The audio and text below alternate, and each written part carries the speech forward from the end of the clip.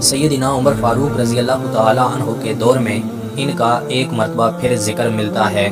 ایک دفعہ سیدنا عمر فاروق رضی اللہ تعالی عنہ مدینہ میں گشت کر رہے تھے، راستے میں ان کو ملی اور حضرت عمر سے کہنے لگی، میں آپ کو بہت پرانے سے جانتی ہوں، میں اوقاز کے میلے میں جایا کرتی تھی اور تم کو دیکھا کرتی تھی، لوگ آپ کو عمیر عمیر کہہ کر پکارتے تھے، وہ دن مجھے یاد ہیں۔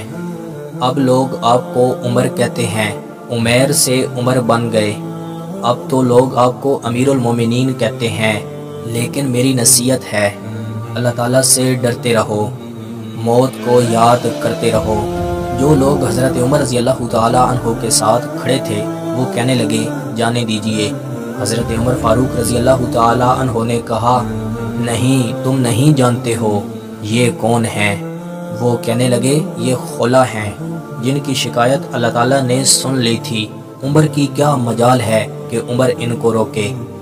جب تک یہ نصیحت کرتی رہیں حضرت عمر فاروق رضی اللہ تعالی عنہ کھڑے رہے۔